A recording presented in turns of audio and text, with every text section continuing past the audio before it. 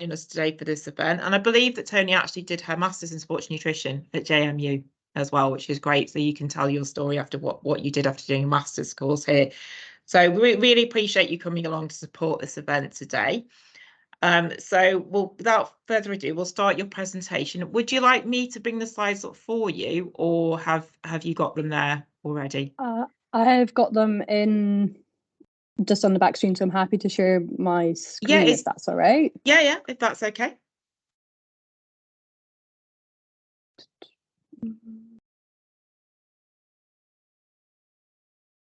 Perfect.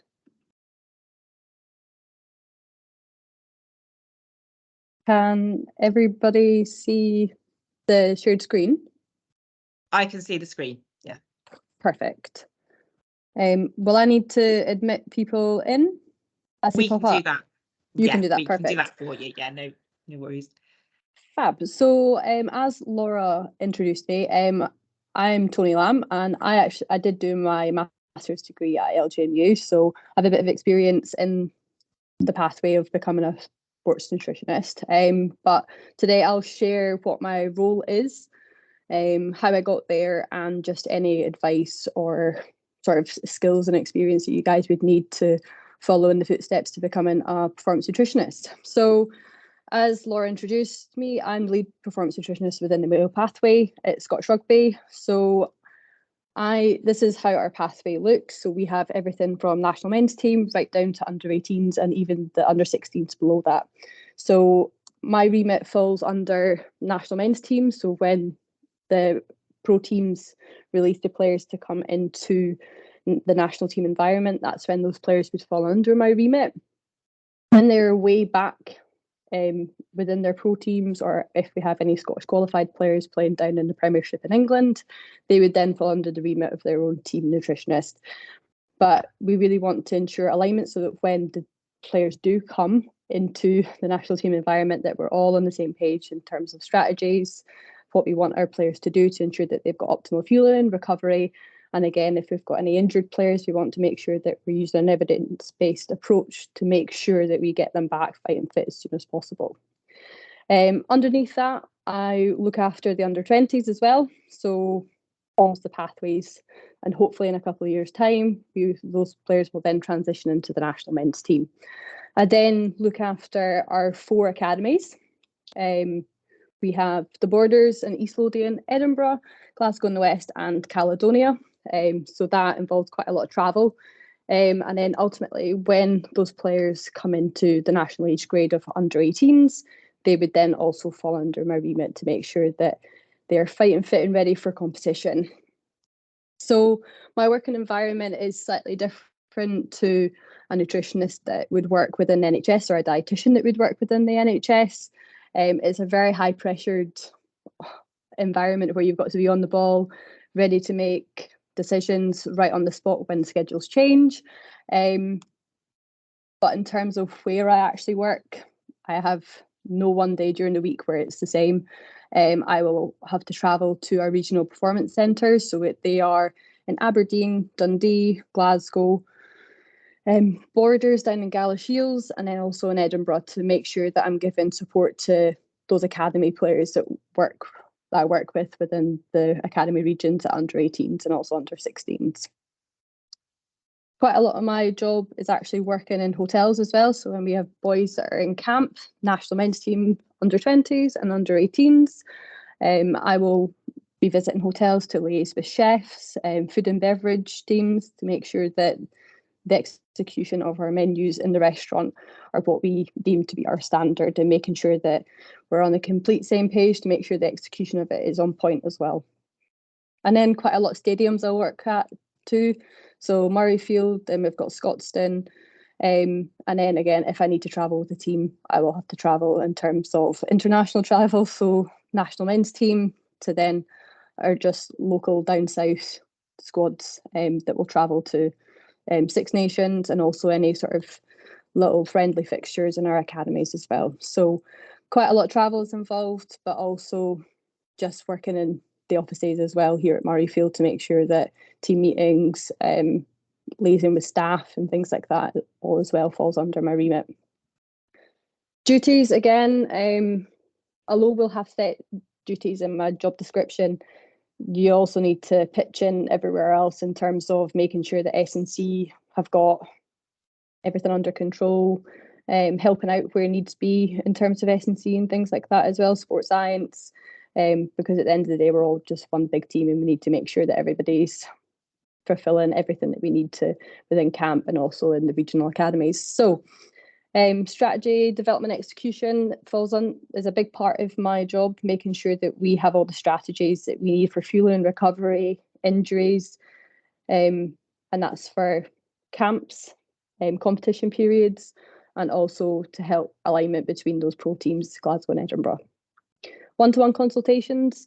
So a big part also of my job of travelling to the regional academies is having one-to-one consultations with priority players.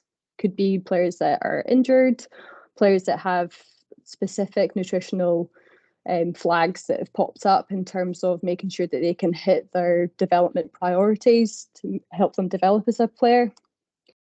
Cooking workshops to make sure that our players have all the skills that they need to fend for themselves, going from an under 18 living at home to then potentially an under 20 that's moved out at uni or moved out for work, or any SQ players that have moved up from England to Scotland to play. Need to make sure that they've got the skills to make sure that they can cook for themselves and ensure that they have optimal fueling and recovery. Then we have developing our nutrition curriculum. So it's an evidence-based skills curriculum which we're currently developing, and that will focus on the under 16s and under 18s to make sure that they've got the nutrition skills that they can use to make sure that they're optimally fueling and optimally recovering. And of course, we build upon that every year to make sure that when we get players that are in the national team environment, they know exactly what they need to be doing.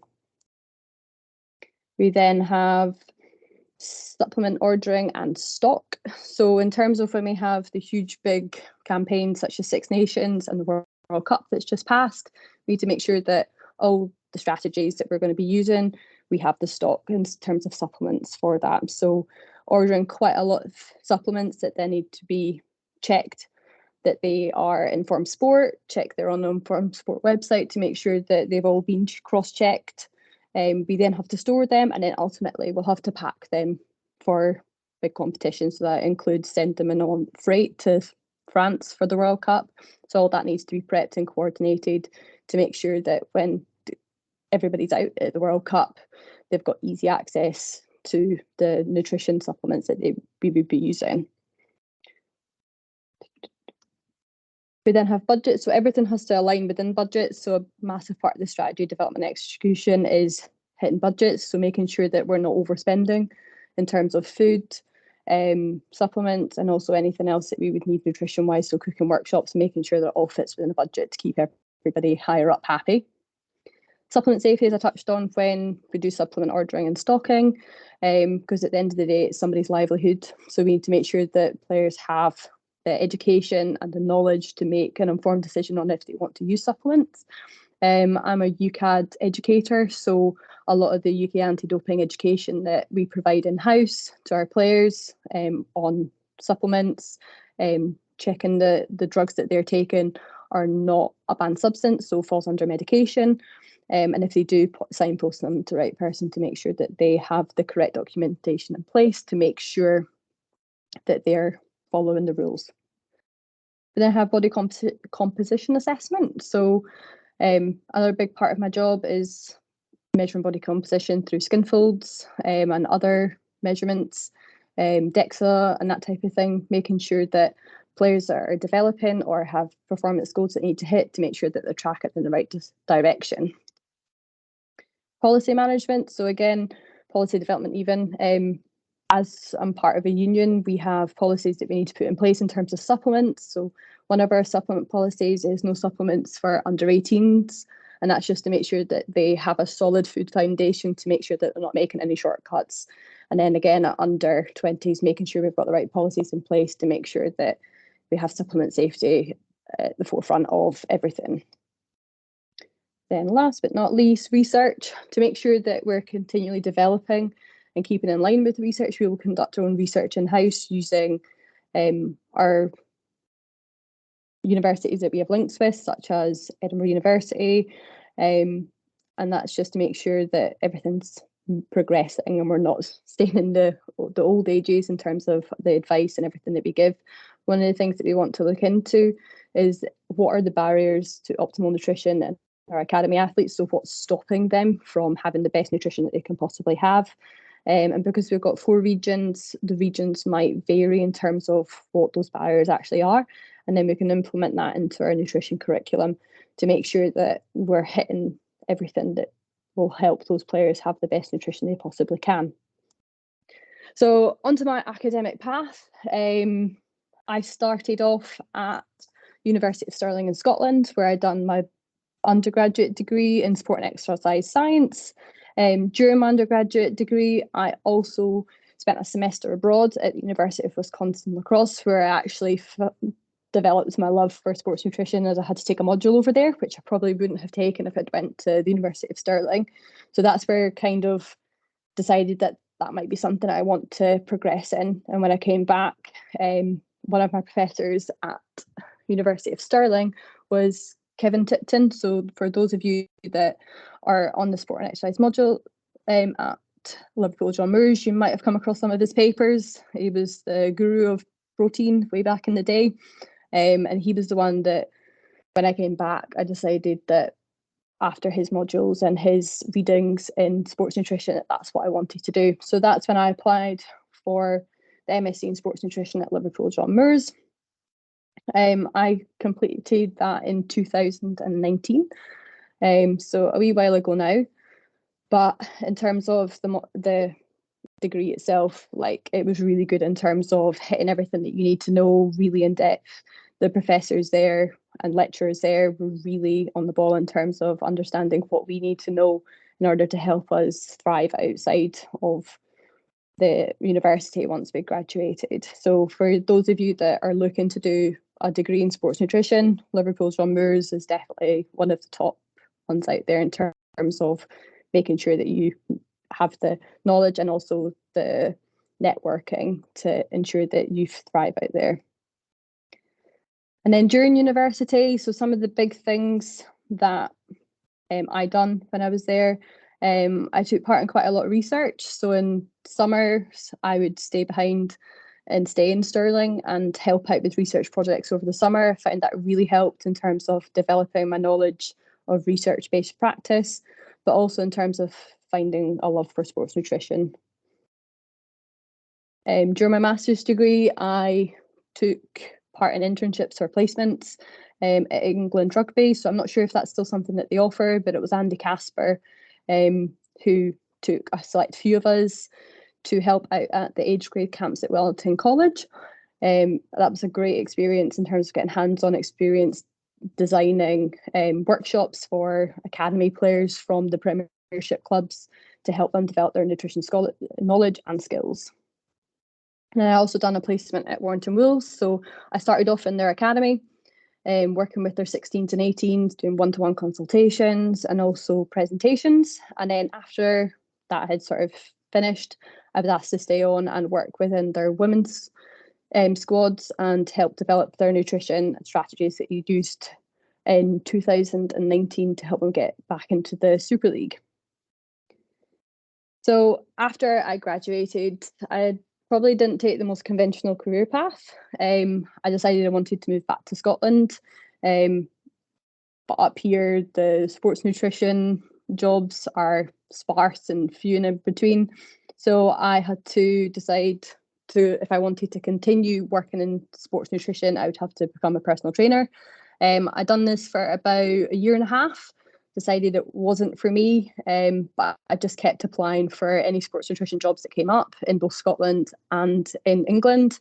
And eventually I landed an amazing job at Heart of Midlothian Football Club. So I worked as their lead performance nutritionist within the men's first team, the men's B team and under 18s, and also their women's first team. So I helped with designing strategies, presentations, nutrition curriculums, and a lot of one-to-ones, purely because I joined during COVID where we weren't allowed to do any presentations. So I had to adapt my methods of practice to meet within the COVID guidelines. So a lot of one-to-ones. And then once the COVID restrictions started lifting, I was allowed to start implementing some little workshops here and there to help develop the nutrition curriculum at Heart of Midlothian. I then left Heart of Midlothian at the start of this year in February to when I joined Scottish Rugby in my current role. So my advice for those of you that are looking to go down sports nutrition as a career path, select an MSc that is SANR accredited, because that's just going to help in terms of making sure that you've got the right registration when you leave. There are other routes if you don't choose a MSc that's SCNR accredited, but there's just some additional paperwork to fill in to make sure that you've done the correct modules and got the correct degree, essentially, to make sure that you can get that SCNR registration. Take opportunities, study abroad, internship, placements, as they'll all help you develop as a practitioner. Also gives you new experiences. You might find a love of sports nutrition if you take that study abroad semester, or you might find that maybe sports nutrition wasn't for you and it might be biomechanics or physio.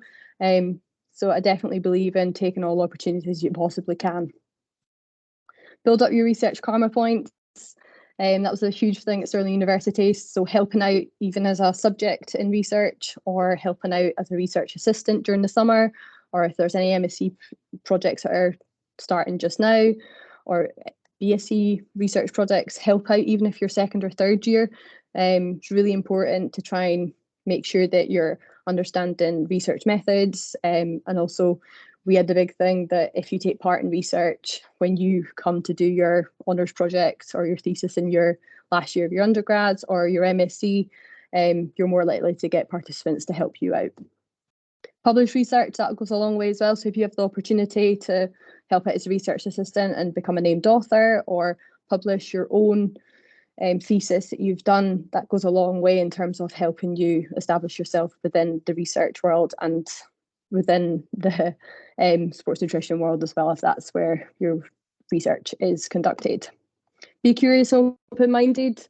That's a huge thing, because not all stuff that happens in research can be applied in the actual world of practice. So learning to adapt and make things fit, and if it doesn't fit, how can you try and implement something that will help your athletes along the way? And then perseverance. Quite a lot of the time you probably won't get the first job that you apply for, so just being really strict and keeping on applying, asking for feedback, adapting it, and just don't give up, because all it takes is that one interview to offer you that job and you're starting your career in sports nutrition. Skills, quickly run through these ones. So your ASAC level 1, really important in terms of conducting body composition assessments. Your food safety level 2, you need this in place to do sort of like your cookery workshops and that type of thing. Communication skills is massive. You'll be working with one-to-one athletes, speaking to other staff members, so making sure that you've got the communication skills to be clear, concise, and also get the information you need across to everybody. UCAD, Introduction to Clean Sport, so making sure that you've got some knowledge of supplement safety, especially if you're going to be working with athletes, even in an internship, it's going to be really important. Understanding behaviour change, because at the end of the day, that's the foundation of nutrition. You're going to need to understand how you can change that athlete's behaviour. Motivational interviewing, to make sure that you've got an athlete that's engaged and willing to sort of change his nutrition. If not, how can we get around that? Graphic design, making sure that if you are going to give information to an athlete, how can you make that in a really attractive way that's going to grab their attention? Nobody wants an A4 side of paper with just bullet points written all the way down. And then empathy is a massive one.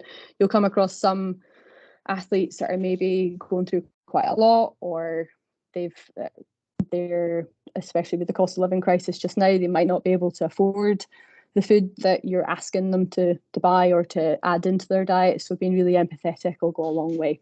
Empathy, not sympathy. And experience different sports. You might find a new love for a different sport, or you might want to work in a different sport. I had experience in ballet, rugby union, rugby league and football, and I've loved every single one of them, and each one of those has taught me different things as well. Volunteer at any level of sport, so whether that be from grassroots to international sport, it's really important that you volunteer at any level. You can't just shut yourself down to being like, I only want to work in the Premier League, I only want to work in international sport. It doesn't really work that way. So making sure that you get access to athletes at any age to help them develop will be a lot more experience for you as well. And participate in research, just research karma points. And then in terms of internships and placements, because I fear this might be a lot of questions that Danny will get as well. Keep an eye out on Twitter, LinkedIn, your university staff, and your university email. Your lecturers might have opportunities if they're working in the sporting world. So they might be able to give you some tips on where's looking for internships and things like that. If you're going to contact a team, don't just contact a team and be like, I would like to do an internship here. I get quite a lot of those emails. So making sure that you can tell them, what are you going to bring to the table? What are you going to help out with? Because sometimes we don't just want somebody tagging along. We want somebody that can be hands-on and provide a certain service as well. So can you do body comps and assessments? Could you do some statistical analysis? Are you really good at infographic design?